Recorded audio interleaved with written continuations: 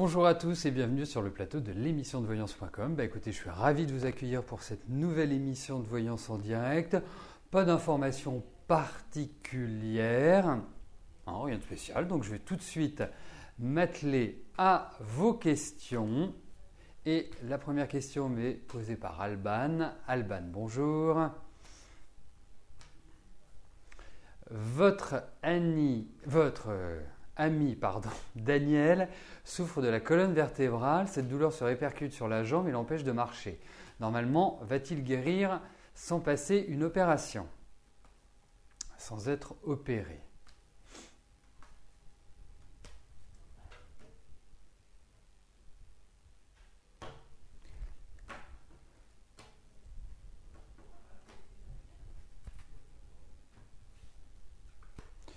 Alors, voyons l'état de votre ami Daniel.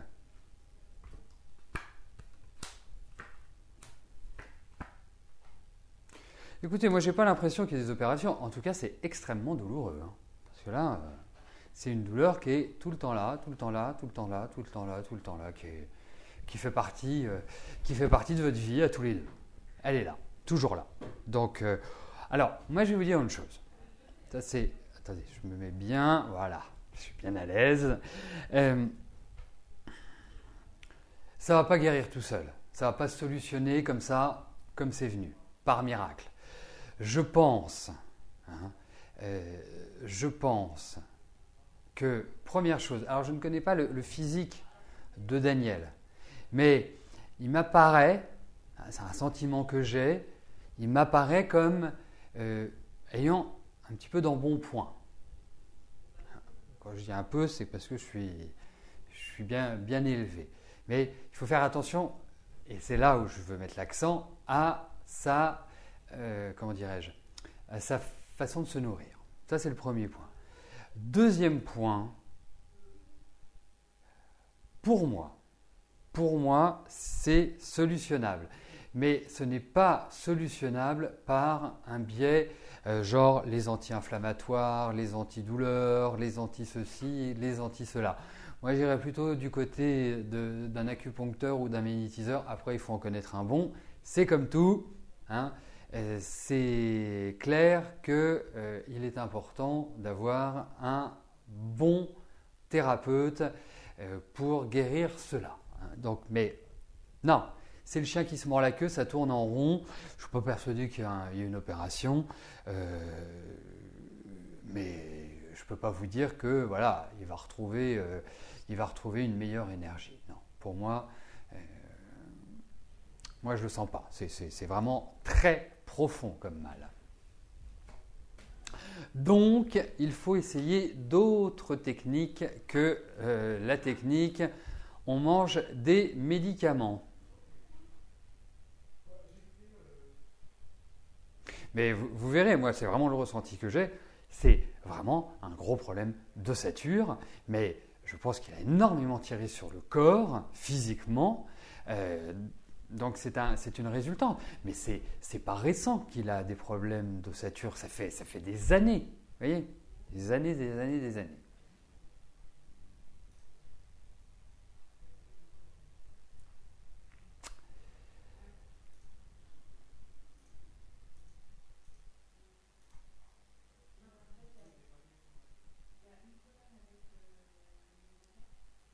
Alors, il y a un petit message personnel pour Maurice.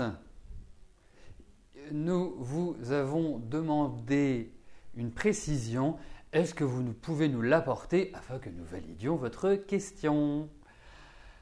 Alors, j'arrive à la question de Valérie. Valérie, bonjour. Situation extrêmement tendue sur le plan personnel et même professionnel due à des dettes que vous avez du mal à rembourser. Est-ce que je vois une rentrée d'argent très rapide qui vous permette de les solder?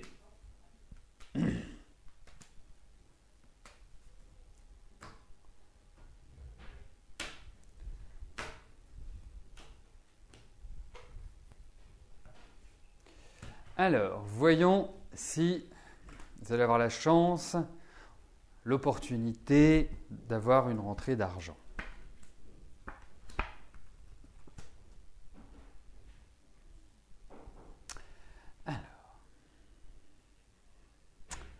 Nous sommes en 2015. Non, c'est pour vraiment vous prouver que je suis brillant. Hein. Nous sommes en 2015. Pourquoi je vous parle de l'année 2015 hein, parce qu'il n'y a pas de hasard, mais moi j'ai le sentiment que depuis deux grosses années, c'est là où la situation descend, ou n'est pas confortable, on va dire.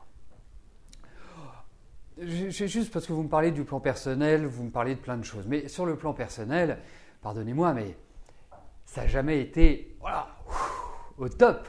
Hein.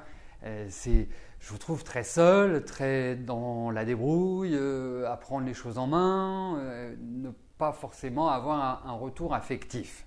Bon, vous avez de la personnalité également, hein. Vous êtes quelqu'un qui aime bien avoir votre liberté, votre autonomie. Voilà, c'est pas aussi simple que cela, hein, bien évidemment.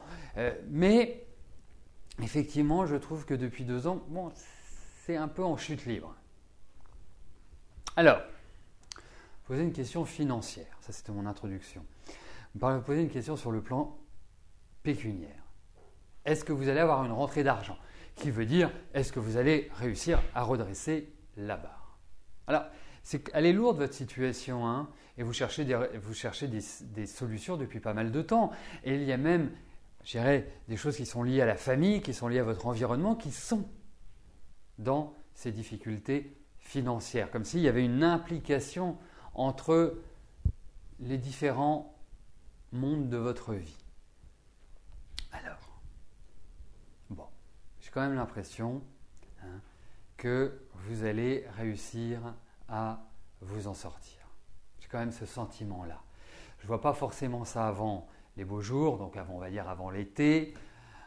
Après, si vous êtes dans le sud, ça peut être un peu plus tôt que si vous êtes comme nous dans le nord de la France ou au milieu. Mais en tout cas, j'ai l'impression qu'il y a une rentrée d'argent. Il y a quelque chose d'inattendu, quelque chose d'inespéré. Est-ce que ça vient de la famille? C'est la question que je me pose. Mais en tout cas, je ne suis pas sûr que ça vienne de votre famille, parce qu'au niveau de votre famille, ce n'est pas non plus exceptionnel. Mais en tout cas, je pense que vous allez vous en sortir. J'ai ce sentiment-là.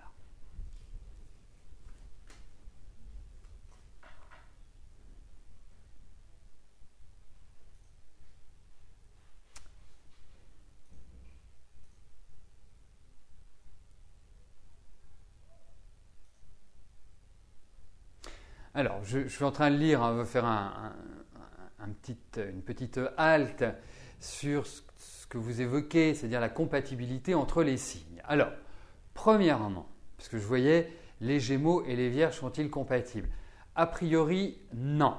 Pourquoi? Parce que dans le zodiaque, ils sont en carré. Et le carré est un aspect de difficulté, est un aspect tonique, puisque, vous savez, il faut quand même partir d'un principe, c'est que c'est avec des coups de pied aux fesses qu'on l'on avance. Hein, c'est toujours dans la difficulté puisque on va chercher à se dépasser.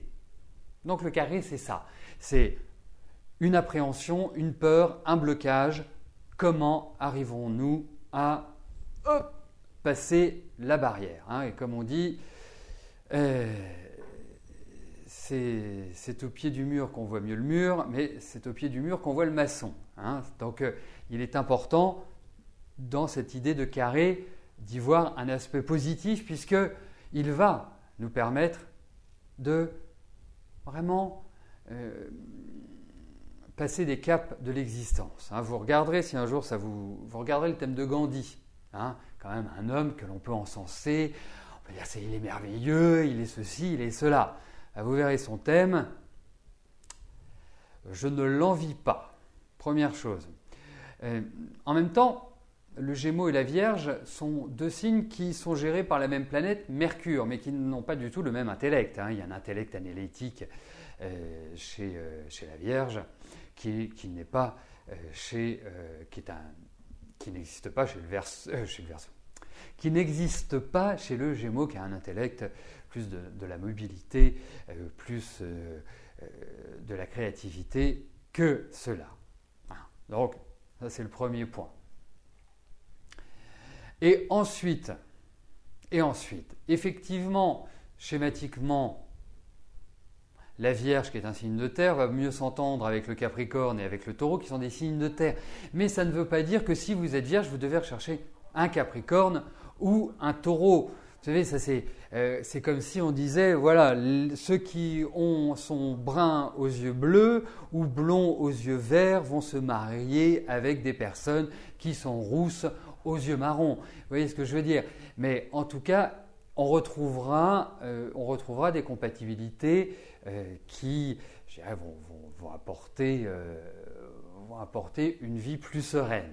Effectivement, vous mettez un Scorpion et un Lion habités ensemble, je ne suis pas persuadé qu'il n'y ait pas un mort, voire deux, au bout du compte. Ce sont des signes qui ont une difficulté à vivre ensemble. Je ne parle pas d'une relation mère-fille ou père-fils ou mère-fille. Je parle dans des relations affectives. Ce n'est pas toujours évident à vivre. Voilà.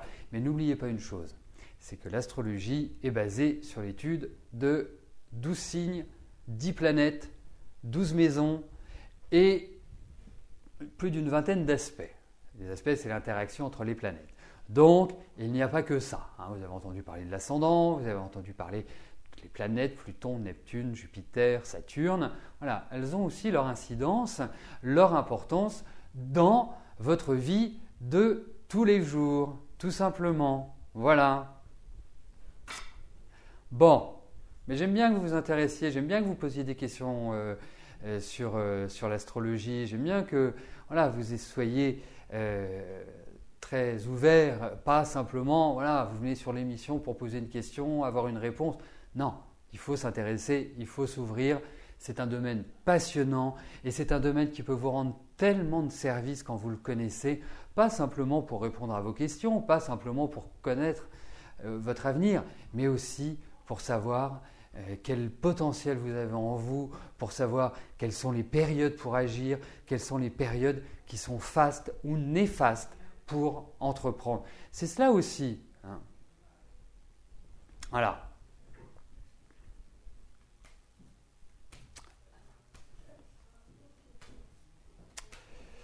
Et oui. Alors écoutez, j'ai regardé quelque chose d'assez rigolo puisqu'on parle d'astrologie. Au niveau des horoscopes, vous savez, depuis le mois de novembre, vous avez un accès à des horoscopes mensuels en vidéo où je vous présente les tendances du mois.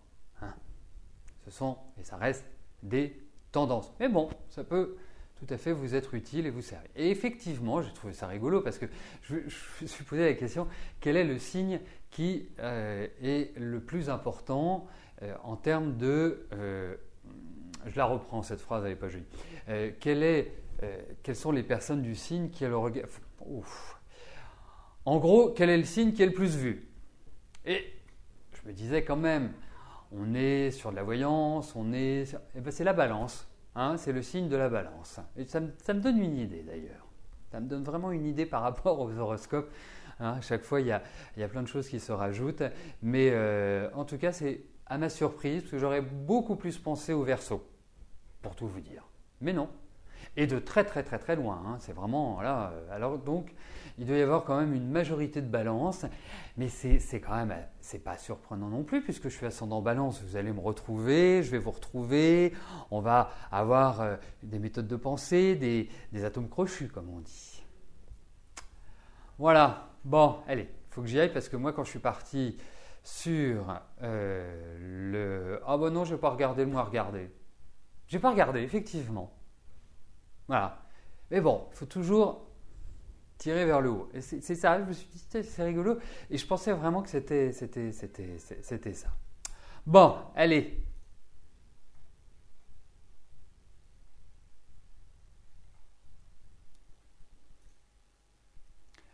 Oui, alors j'en étais à la question de Fabrice. Fabrice, bonjour. À la suite de votre séparation, fin juillet, Déborah a acheté dans la même ville où vous demeuriez un appartement situé à proximité de l'école de vos filles. Comme vous d'ailleurs. Déborah est en couple depuis octobre 2014 avec son compagnon et ils envisagent d'acheter une maison. Achèteront-ils un bien dans la ville actuelle ?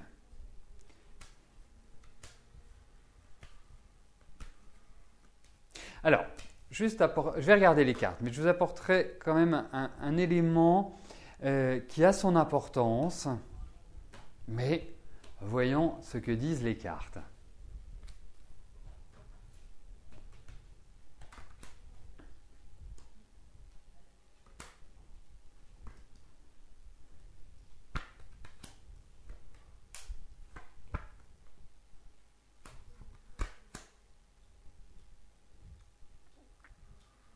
Écoutez, pour le moment, je n'ai pas l'impression. Je pense que vous allez attendre parce que s'ils prennent une maison, j'ai l'impression qu'il va y avoir beaucoup de travaux.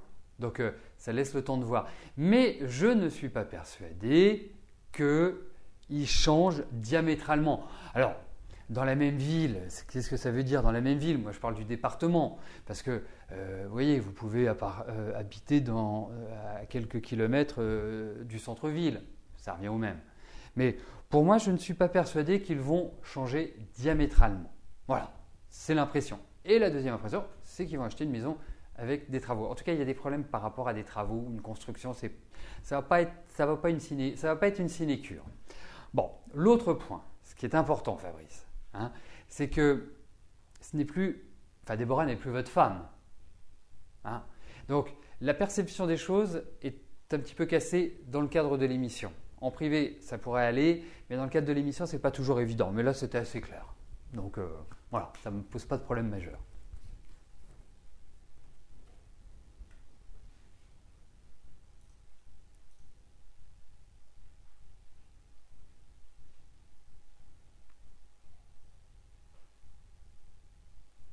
Jeanne, bonjour. Votre fils Christophe vient de prendre un nouveau travail, cela va-t-il durer?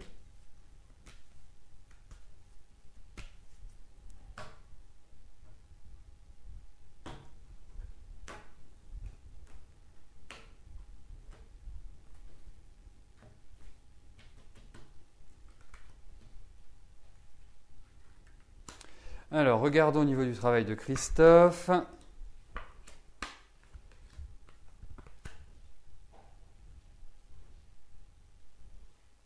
C'est quand même assez rude comme travail. Enfin, rude, j'ai l'impression qu'il y a une réglementation, une façon de travailler qui est extrêmement rigide.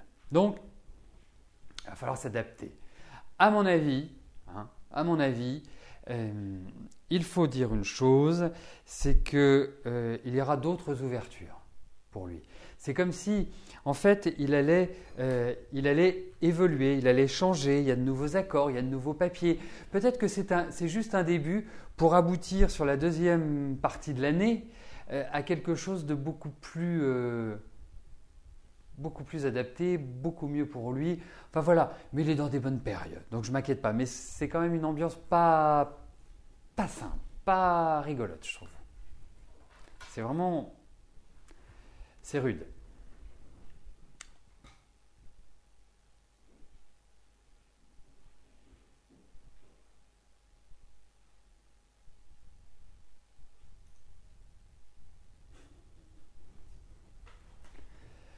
Morissette, bonjour. Votre neveu est parti de chez lui. Est-ce que le couple va se remettre ensemble?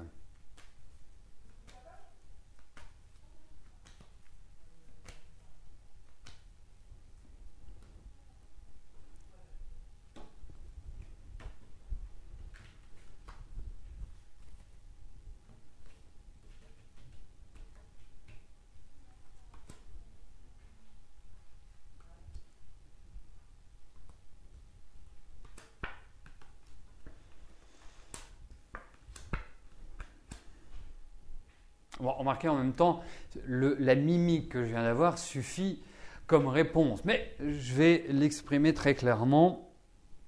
Bof. Mais moi j'ai l'impression qu'il y en a un des deux, je ne sais pas lequel, mais il y en a un des deux qui n'a qu'une envie, c'est de s'amuser. Voilà. Donc, mais alors, je ne sais pas depuis combien d'années ils sont ensemble, depuis combien de temps ils sont ensemble, mais ça fait quand même déjà, à mon avis, bien 2 ans que c'est un climat compliqué. Non, ça ressort comme étant vraiment l'envie de s'amuser, de ne pas avoir de contraintes. Alors je me demande si ce n'est pas votre neveu. qui est comme ça, hein, incontrôlable pour moi. Donc, mais non, il y a quelque chose qui va pas dans l'organisation du couple, parce qu'on peut avoir des différends, on peut se séparer, et puis on se rend compte effectivement que c'est une ânerie. On peut, mais là, je trouve que le mal est profond et qu'il y a vraiment des ras-le-bol, qu'il y a des choses qui ne sont plus supportées dans ce couple. Donc, pas simple. Non, je suis pas intimement persuadé. C'est compliqué parce que ça va au-delà du fait, ok, il revient ou ok, ils se remettent ensemble, mais ça ne durera pas. Donc, est-ce que c'est vraiment l'idéal? Après, ils peuvent se remettre ensemble. Vous savez, l'expérience me prouve et m'a prouvé depuis tellement d'années qu'on peut trouver un modus vivendi parce qu'il y a des intérêts, parce qu'il y a des enfants, parce qu'il y a ceci, parce qu'il y a cela. On peut, mais c'est plus une vie de couple.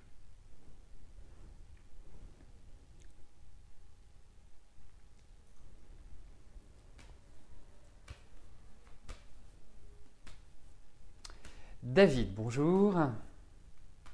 Jessica veut que vous vous mariez.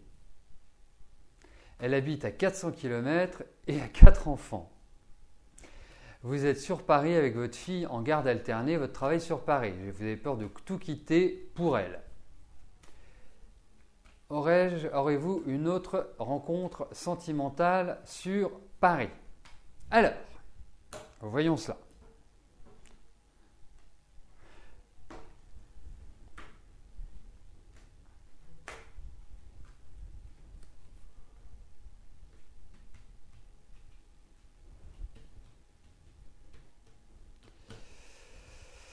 Alors, voyons.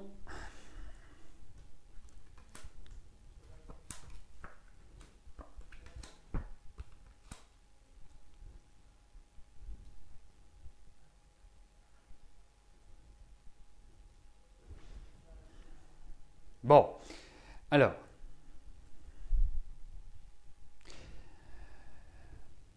Je vais vous le résumer de cette manière-là. Pourtant, vous êtes quelqu'un qui avait de la personnalité. Vraiment, voilà, vous êtes plutôt quelqu'un de centré. Mais quand on se fait avoir une fois dans la vie, quand on se fait choper une fois dans sa vie, ça s'appelle de l'expérience. Mais quand on le refait, c'est plus de l'expérience. Donc, pour moi, aujourd'hui, ce n'est pas le moment que vous bougiez. Pourtant, même si Jessica, je pense qu'elle c'est une femme qui a une forte personnalité, qui a un sens des responsabilités. Enfin voilà, c'est pas une rigolote, bon. Mais elle n'est pas facile à gérer au quotidien. Je la sens très autoritaire, je la sens avec des principes, des règles, et vous qui êtes plutôt d'une nature à pas aimer avoir de la pression sur tiens, il faudrait faire ceci, tiens, il faudrait faire cela, mais non, moi je préfère qu'on fasse ceci ou je préfère qu'on fasse cela. Moi je vous dirais une chose, pas bouger. Pas bouger pour l'instant, il n'y a rien qui presse. Il n'y a absolument rien qui presse. Et là, à l'heure actuelle, moi je me la sens pas mal, hein, votre Jessica, je n'ai absolument rien contre elle, mais elle n'est pas facile à gérer au quotidien. Donc je ne pense pas que ce soit une bonne idée. Pour l'instant, ce n'est pas une bonne idée. Je ne sais pas depuis combien de temps vous êtes ensemble, parce que ça pourrait être aussi un élément important pour approfondir la question. C'est-à-dire que moi, là, je vous donne une réponse négative, mais il y a peut-être d'autres informations que nous pourrions déceler à travers des informations comme la date de naissance, le nom, le prénom, par la numérologie ou l'astrologie, qui permettraient vraiment d'apporter une certitude. Mais prenez votre temps, il n'y a rien qui presse.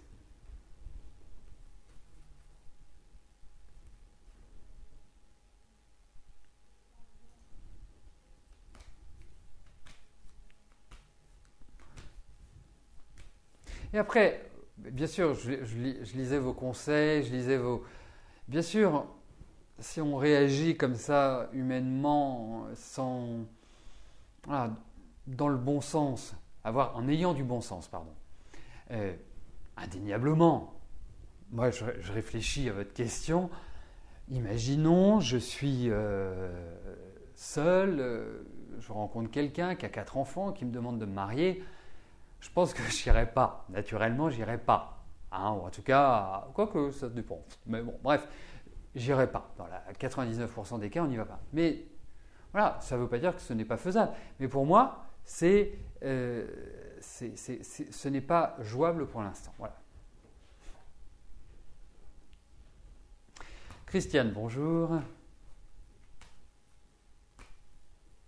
Votre sœur a perdu son mari en décembre. Votre beau-frère a jeté dehors avec brutalité le fils.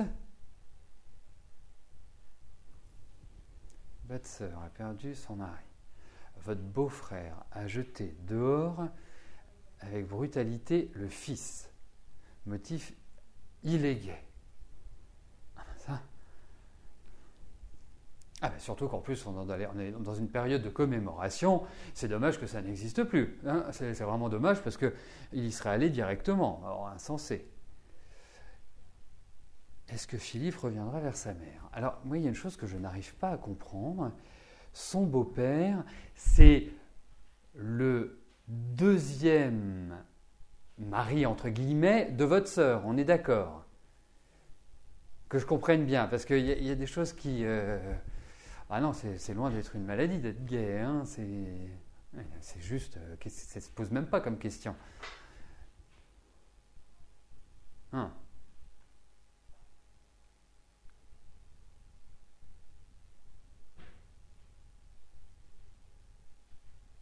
Mais je comprends pas quelque chose. C'est pas très clair. Votre sœur a perdu son mari en décembre. Votre beau-frère a jeté dehors avec brutalité le fils Philippe.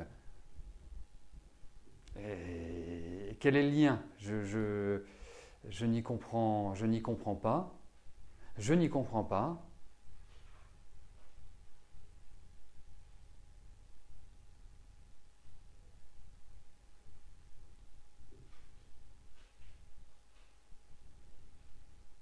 D'accord. Et le beau-père, c'est l'autre petite amie de votre sœur qui est la maman de Philippe. Nous sommes d'accord.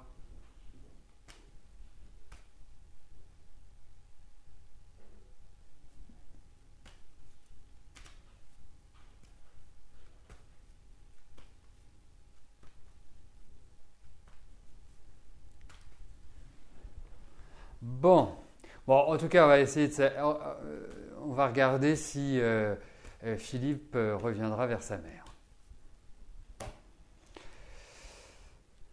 Il y a un lien que je ne fais pas. Ah, ok.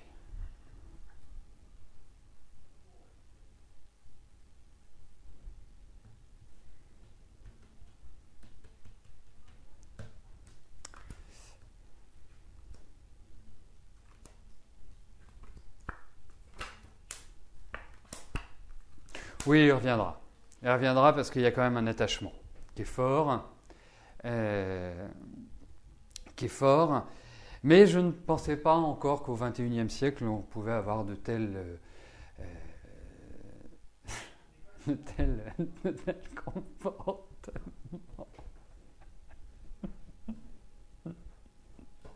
Pardonnez-moi, mais le message, là, le dernier message, n'était... Bon, en tout cas, rassurer sa maman, il